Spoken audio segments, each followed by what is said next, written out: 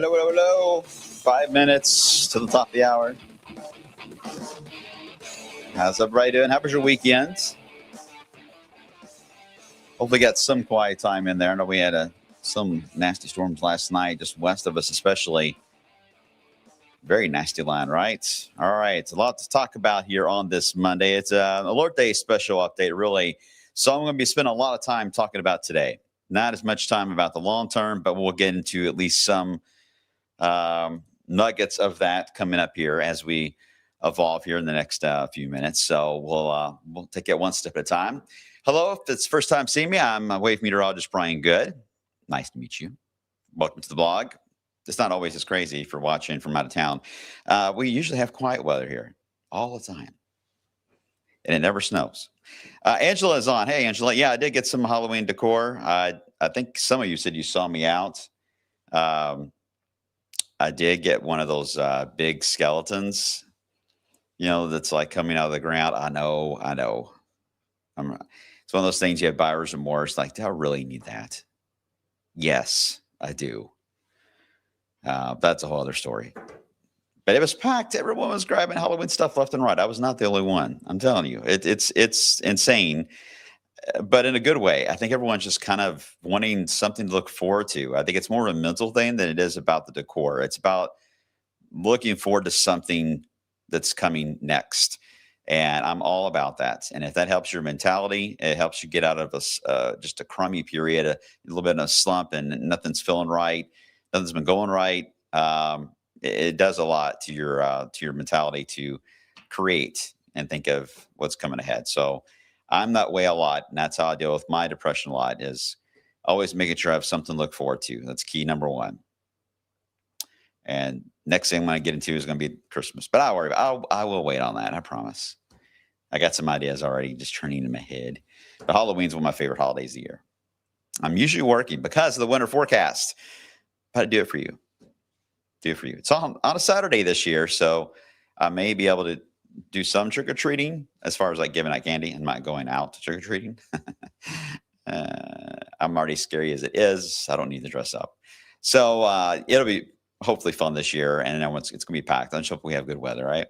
Okay, let me get it back on track. As always, you guys can comment on the social media side, YouTube, X, Facebook, and what's the other one? Twitch, as well. Is Miss Turtle on here watching from Twitch? We have a few that are on Twitch at times. Actually, a few that are on here today. Miss Turtle is on. A lot of YouTubers are on here as well. So I try to group you all together in the corner the best I can on the screen. If you're watching, you don't see any of that, or don't know what I'm talking about when I'm referencing people, it's on the social media side. So you can go there if you want to see that conversation and ask a question.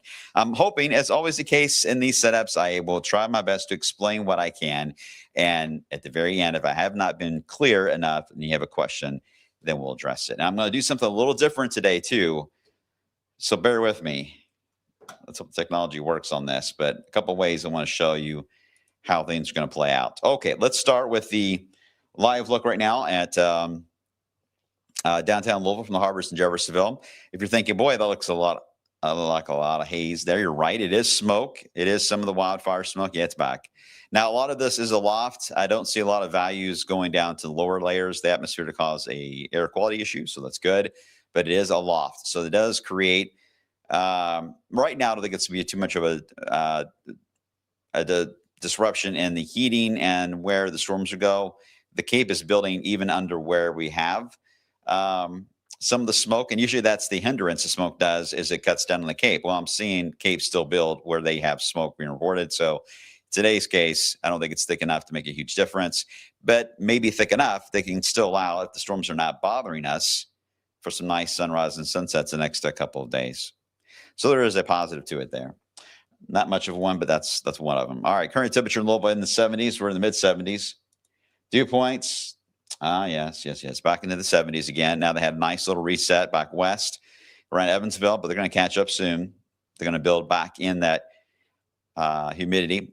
And once again, with the humidity building, and so are the temperatures and hazy sunshine, that combo is enough to get that heat index to climb. Right now, we are coming in with a heat index that is not really registering because we're not over 80. Once you cross 80, you get the heat index value. But the game plan is that that will start to build as the day wears on. So that's why they went ahead, the Weather Service, and issued a heat advisory that does include Louisville and points west all the way through about 9 o'clock tonight. But will we even get to the criteria before storms interrupt it? Good question, because if storms don't interrupt us, it's the heats. And if you don't have to deal with the heat, that means you're dealing with severe weather. So either way, there is something taking place today that is a little abnormal in your community, in your neighborhood. And heat will likely, in some areas, you'll get both. You'll get the heat and the storms. But it's likely going to be either one for most of you that'll be watching. In Louisville, it's probably a case that we will get close to this level, but I think it's likely to get interrupted. Okay, so I don't want the heat to sneak away from the storyline because it is very intense when it's not. You're going to get the heat index 105, 108, and when the storms are not around. So please, if you still want to do outdoor stuff, and a lot of you do, you got yard work, you got construction work. You saw Sean's comment, what he's doing there with Broadway. Some of you have things you have to do. And as long as you have to do, then work outside, just take those precautions. So don't ignore that aspect and hope you get at least a tamed version of storms for later. All right, let's get into the radar. This is a wider view. I'm going to start here. So here's Louisville, right in the middle. And this is still from the complex last night. I mean, it's just the moisture feed has just been nonstop while everybody's been asleep. And they've had several flood issues, warnings come out because it's just been just nonstop. It's stuck. It has nowhere to go. It's just kind of like, yeah. Now it's just now in the last few moments starting to run out of fuel and gas there. Thank goodness. All right. Meanwhile, this is where we're watching complex of storms into areas of the lower Michigan area, eastern side of Lake Michigan, and also back toward the UP of Michigan behind the banner. This is where we're going to see that energy drop down to the south and east. Now, there's no doubt it's heading southeast. However, as we've talked about, MCSs, mesoscale convective systems, we had to give them a different name. What would we call them? George, Bob, call them Kathy? I don't know. We need a name to name these things because it's so weird. I always keep saying MCSs. It gets really confusing. Anyway, as these drop down, they love to eat just like Pac-Man. They love to eat where the best moisture fill, the best fuel is. That's where they're attracted to. When you get it to an MCS, it's diving southeast especially. It's not a fan of dry air. And it's not a fan, too, of very hot air in all layers of the atmosphere. It will avoid that. It likes the moisture side of things. Brian says we should name it Jeff. Some say Fred. Since Brian chimed in, let's see. Oh, no, Blue said Steve. Let's see. Pac-Man? What was the mesoscale Carson systems? That's too hard to say. I see why you're saying it, though. Name them Karens. Oh, my gosh. I'm not going to make it through today. This is going to be a long one. Let's see.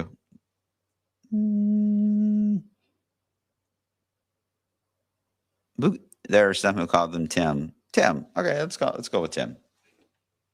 Probably still say MCS. Anyway, they love to feed on the moisture, right? So here's what we're going to do. I'm going to go through several maps. Please try to pay attention to where you're at in relation to the map. And if you're having a tough time seeing this, if you're watching on your phone especially, let me know. I'll try to take this full screen. But I want to at least try to be here to explain and draw what I'm referring to. All right, so first off, there's the satellite. I took that off of there so you can see just the rain. I think it's easier too right away. All right, so you can see the showers pouring off of Michigan. Okay, so here's the game plan. As this dives south and east, the wind field is heading more into Ohio. However, the humidity values are higher here. The theta, what we call theta E, which is a combo really of your temperature, humidity value, it's higher here. I'll show you that in a second. So there are things that are a little displaced into Illinois, Indiana, and Ohio. And they're all a little different, but they're all attractive to an MCS. Sorry, Tim. They're all attractive for Tim. That sounds weird now. Now what's called the MCS? They're all attracted to the MCS. I don't want this to become a Netflix show here. So the question is, okay, if that's the case, which one will it choose? Or could we have two that form? That's the challenge we're going to have as we head into the coming hours today. Well, let me start first with the outlooks, and then I'll get into the nitty gritty. You can see right now we got the Cape that is building back here into Illinois. You got that bright gold, right? And you're seeing just now the Cape building into Illinois, or excuse me, Ohio, but no doubt it's certainly much more on the intense side. Right now, this MCS coming off Lake Michigan sees Illinois. It's like, that looks like a place I want to visit. So that's target number one.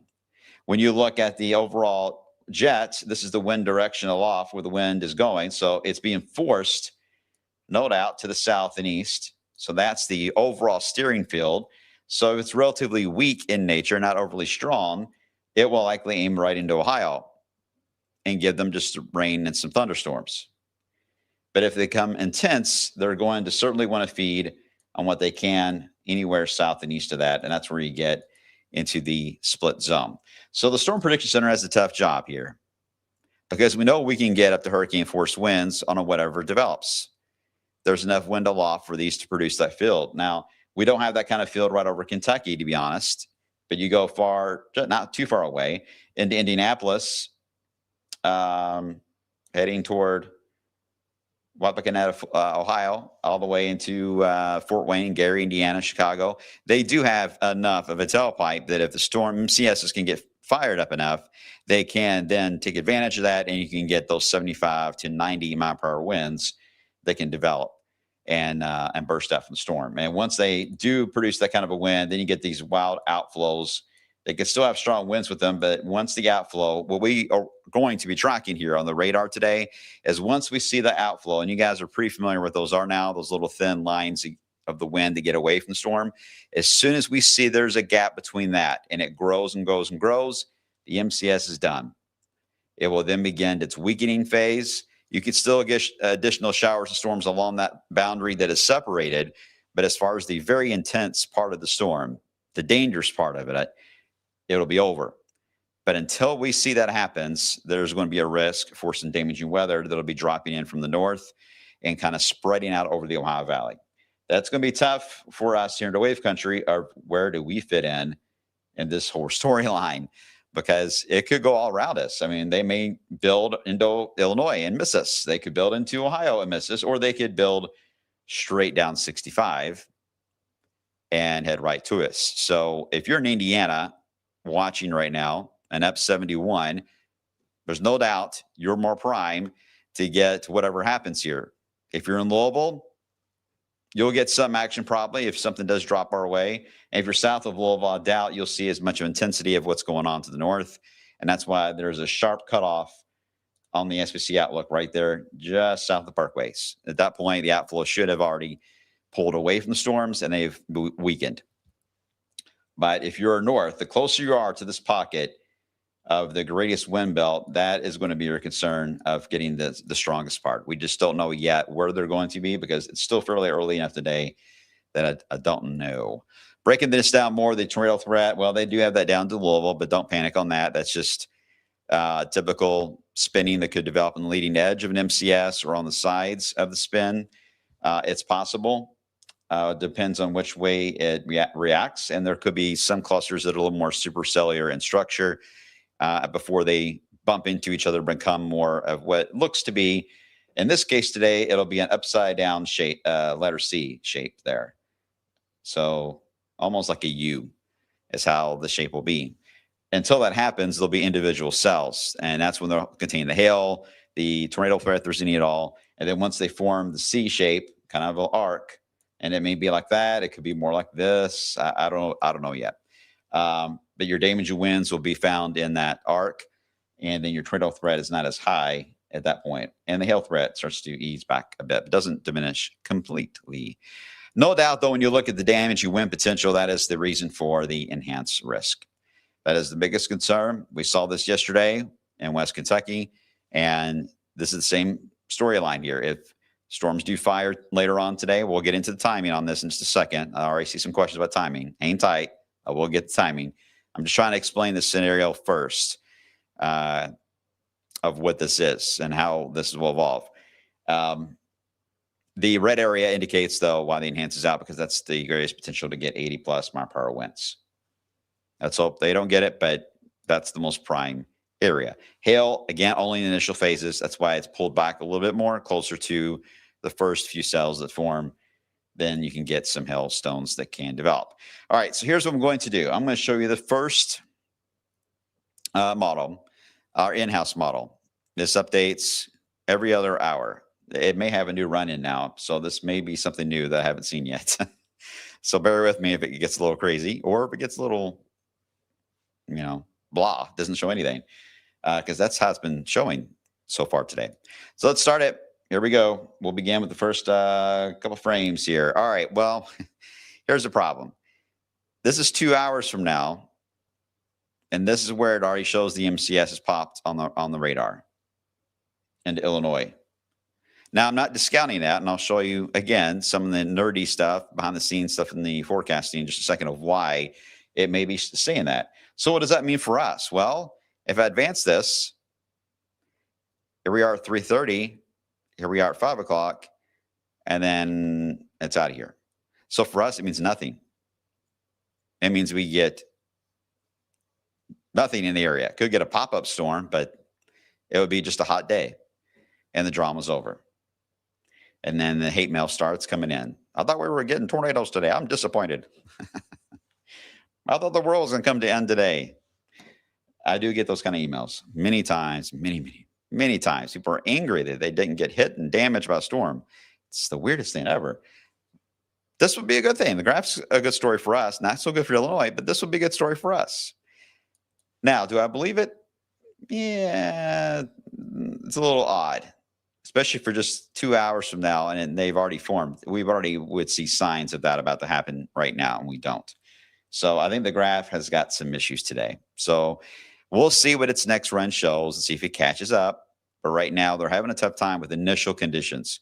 What I mean by that is we're having a tough time figuring out what's happening now, and they can't lock into that very well. And until they do, it's going to be tough. It's going to be tough. Let me show you the, let's see, I think I have it. I do. All right, this is the HER model. Just updated a few minutes ago. And why does it say 9 p.m.? Hold on, let me back that up. All right, so showing 10 a.m. All right, here we go. Let's advance it. 3 o'clock. All right, see a little hint up there on the top of the banner around Indianapolis. Okay, all right. There it is. Late tonight. This is after midnight. It loves Ohio. And then, again, this is a U shape. You can't see the other side of the U. It curls up into eastern Ohio. We're on the western side of the U, or the horseshoe, if you will. So it approaches us from the northeast at around 2 o'clock in the morning, and then fades out from there. That is the HER model. 2 different ideas so far for both models. We're doing great. So let me show you some of the data that I think is the reason why this is a little complex. First off, and I put a little black circle. Hope you can see this. I'm going to go full screen. I put a black circle so you can see where we're at. This is all the wind shear that you see here in the Ohio Valley. And notice there's not much south of Louisville, really. So that's the reason why the slight risk has a significant drop off into our southern counties because of that. But there's plenty of shear for these storms to take advantage and produce damaging winds. Plenty of it. Now let's look at theta E, which again, the best way to look at this is a temperature moisture combo that we look at. They love theta E. It's like Pac-Man. So if this is Lake Michigan here at the top, and the storms develop, well, in this case, if this is right, and this is the current conditions, by the way, then it's going to hold on. If it holds on to this idea, it is certainly going to like Ohio. And it may not like Illinois as much. And you can see there's negative values because of what happened around Evansville last night. So looking at this data, this tells me that Ohio has a check mark in the column. But then I get to this one. Here's Lake Michigan again, right here. There's where the storms are going to try to form. This is your PWATS. They love moisture and instability. Ohio does not have the higher values. Illinois does. So if they form, they could easily feed on that and then dive to the south. This is probably why the graph model is showing what it did, is it's feeding on the idea of the higher PWATs. You see the complexity now that we get in a forecast when there are very different values that it's very sensitive. In other words, when you got a wind belt, we have to get them to form on the radar first and get going. Once they get the organization going and they begin to pop on the radar and have a general motion to them, we'll have a pretty good idea of which way they are likely going to feed the most on. But both values I just showed you are fair for them to trackle on. Now look at what we call the MCS maintenance. This is basically where the survival game for an MCS. Can it survive in what area? Well, guess what? It's everywhere. It's highlighted by SBC basically. And it includes Louisville, and then it drops down south of Louisville. So great. What does this all mean? This is all pretty stuff. It means we don't know. This is going to be a nowcasting setup. All I can tell you is that as the piece of energy does drop down this afternoon, there is a vort that's traveling along with it. It is going to create storms will react to this. We may end up with both ideas here. We may end up with storms in Ohio and in Illinois. They could gap Louisville, by the way. But at the same time, we have to be on guard. If they're closer together as one or have some storms in the middle, there is a chance we may just have just several clusters moving through, dropping in from the north this afternoon itself. I'm not buying right now the 2 a.m. idea. That seems awfully late, given what fuel I'm seeing here they have available to take advantage of. There is plenty. Only thing it needs is the fire needs to be lit, and then they're gone. And we do have some showers there into Lake Michigan, so that's a sign of cooling. That should be enough to create like a mini cold front. And the wind belt at 500 millibars is traveling in that area right now. So based on what I've seen so far here, I think it's going to be both areas. We're going to light up with storms. Maybe a little displaced a bit on time, but in general, I think we're going to see an active radar along I-70 from Ohio into Illinois, and there will be clusters of severe weather with damaging winds and hail. Once they get going, they become a mind of their own, and it becomes a sense of a meteorologist's nightmare, because at that point we just have to watch and trend. That's all we can do. And if we see signs they're building our way, we'll let you know as fast as we can. We'll get a signal in enough time. And if it looks like they're going to miss us, we'll say, hey, it looks like they're going to miss us. We're okay. But the next several hours, especially this afternoon and evening, we just have to be on guard as these move on by. Now what I'm going to do, let me show you this. Everyone's been talking about this model, the RFS, which is the newer one. And it's always hard to show. I'm sorry for all the ads on there. So hold on, let me bring it up full. It's updating right now. And let me see if I can get that.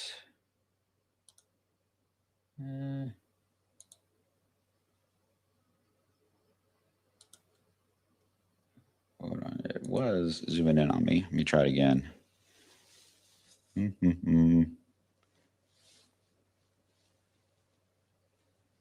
All right, well, let me do this zooming in idea on this computer because I'm on a third party. Oh, anyway, you guys get the idea where you're at. Can y'all see that? Type 1 if you're right. Can you see it? Type 2 if you can't, and I'll try my best to explain it. Louisville is right here. And here's Indiana, and here's Kentucky all together. Bowling Green's down here. Lexington's over here. For Peoria, you got Dayton, Columbus, Cedar Point.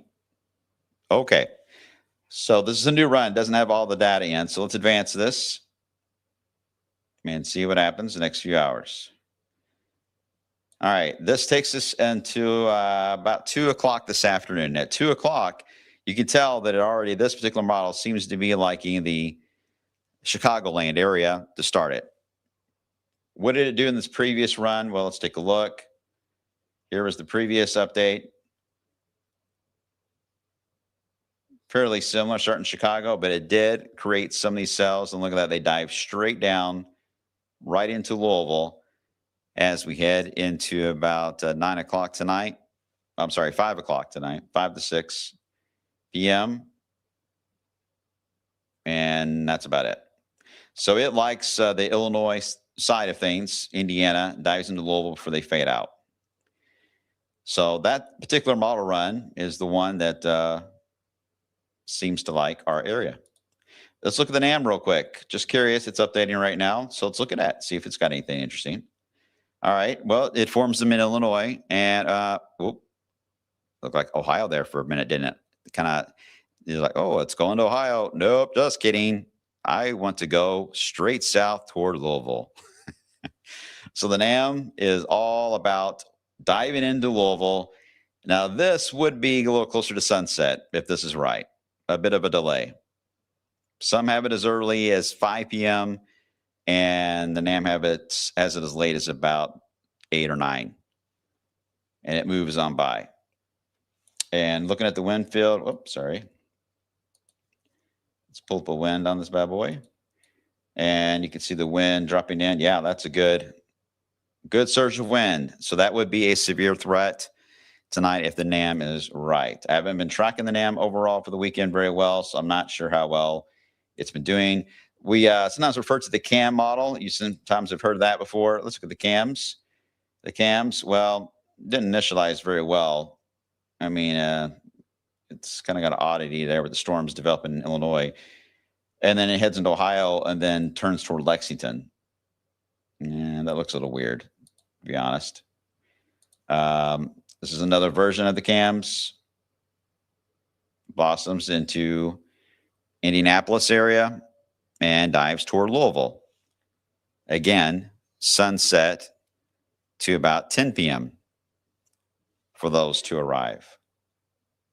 So you see the idea. We're getting multiple models that are showing different things for different time periods. So that's why the alert day is going to be a wide window today. We're going to open it up in this afternoon. We're going to hold on to it until midnight, and it could get extended. Let's just say, what if the HER's right, and it's going to be a late night issue to the east in Ohio. We're just going to keep the window fairly open for now until midnight, and we'll let you know from there. We've got our eyes on it. We're going to take it one step at a time. It's very important for you. I want you to enjoy your Monday. This is not anything that's major here happening. This is not a major outbreak, but EMCSs they can cause localized problems for sure. You get a surge of 80-mile-per-hour winds heading at you, you're going to run into problems. So to stay close to all the changes for today, and we'll send out alerts on the Wave Weather app based on your location on the phone. So have that with you. And if we feel that there is one heading in our direction or heading toward Louisville, we're going to get a pretty good heads up, especially when it gets to Indianapolis. You may get a good 3-hour heads up notice that it's coming your way. And that's our hope today. Okay.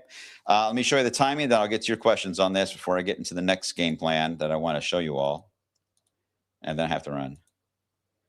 By the way, here is CSU stuff, if you like that, and SIPs. Here's the SIPs analogs.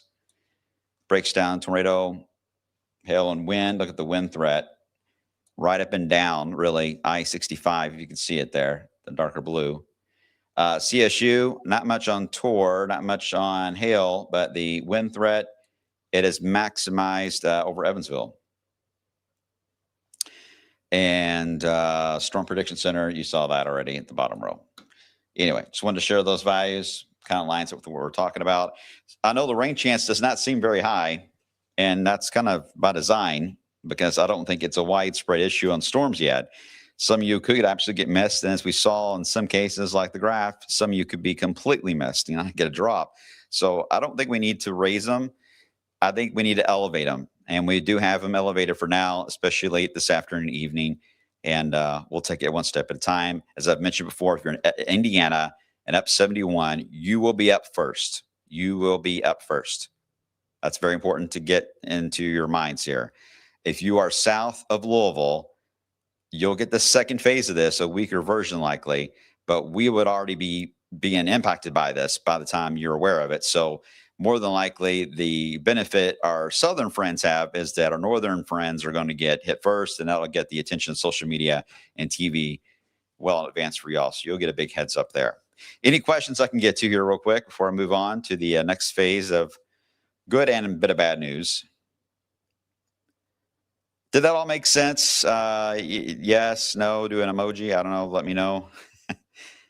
Are we still in a slight risk? Yes, still in a slight risk. I don't know if the enhanced would go this far south because the way everything's positioned on the max of the wind field is certainly there. If they did, it would be very cosmetic into our Indiana counties of maybe another roll. That's about it, but nothing dramatic there. Don't get too caught up in the outlooks from SBC because it doesn't matter now.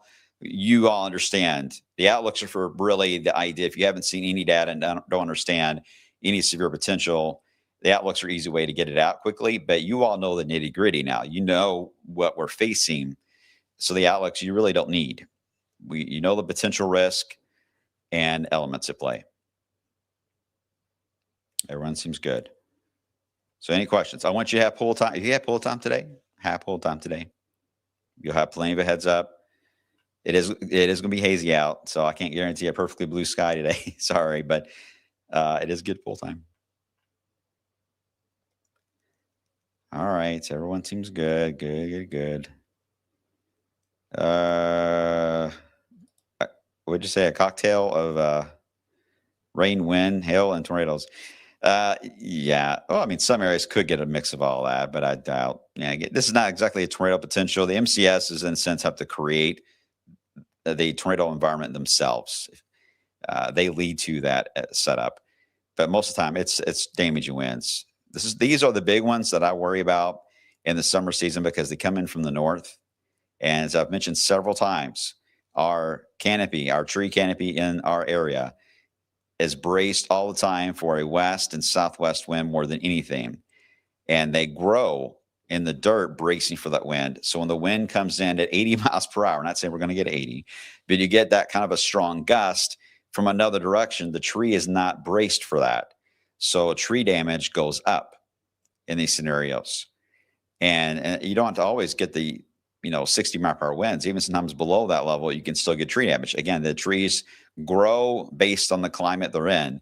And if the wind is acting really odd and coming in a different direction, tree damage reports tend to go up. So as always, look around your house and keep in mind how the trees normally blow. It would be the opposite here today on the push that they will feel. So make sure that you keep an eye on them. Okay. All right. So hang tight. We'll go through it hour by hour as we head throughout the day. What happens after this? Well, this is some good news. Really, I don't see much happening on Tuesday at this point. So this is really going to get right into a reset. And this is not as dramatic of a reset we had where we got, the 70s and a lot of cool air, but it is going to get into the 80s. And we do cut down the humidity and we will get some blue skies. So there's some pluses. I like this. You can see how it's carved out in the eastern United States. Very easy to see that. But here's the problem for the weekend.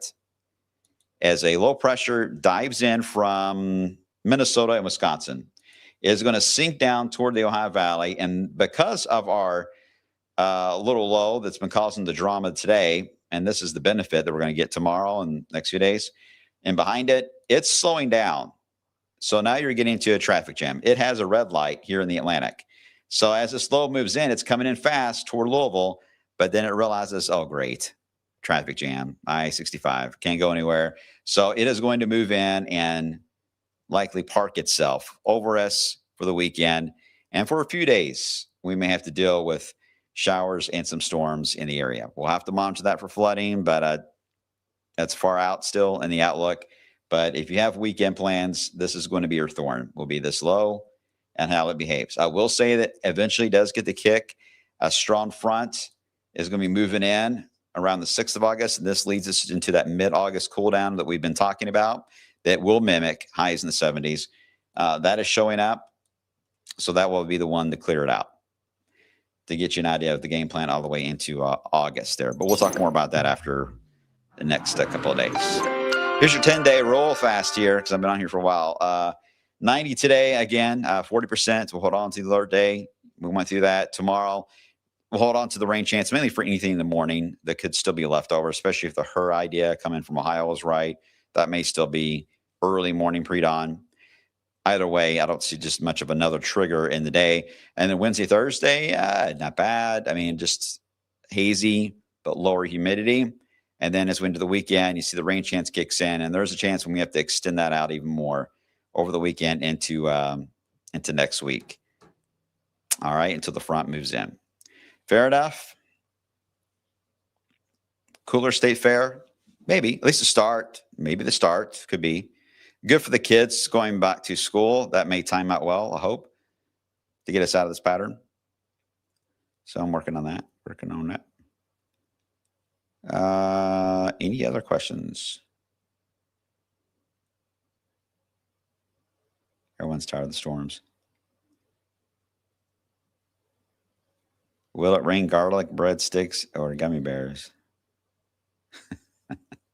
State fair, snowstorm. Oh, come on, Crispy.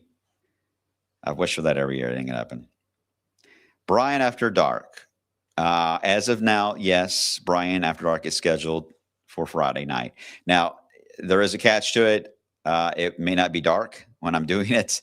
I'll let you know the time a little bit later this week. I do have somewhere I have to be later that evening. So, but I told you guys I'm going to make it happen. So I'm going to make it happen. It's just, it may be still a little daylight. So don't pick on me like Brian After Dark. It's not technically dark yet. Someone's going to type it. Someone's going to type it, but it'll be close to dark. It'll be getting there.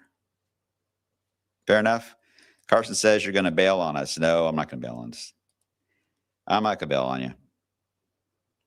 As of now, it is on, though. All right, guys, got to run. I got a lot to look at. Got to get ready for today. So hang tight. Appreciate all your reports when things get a little wild here lately today. Holkey is off this week. So please help us out and send him reports as we're down a person for the week there. So that does help us out in getting that information out. Again, it always just helps you out and your friends and neighbors downstream because you guys are all one community, right? All right, I will catch you all coming up on midday at 11 a.m. Some of the new data is coming in right now, by the way, and we'll see what that shows. Hopefully we get some improvements, but I got a feeling it's going to be aiming toward Indiana here, the way it's looking on the recent data. We'll see. Take care, everybody. I'll see you soon.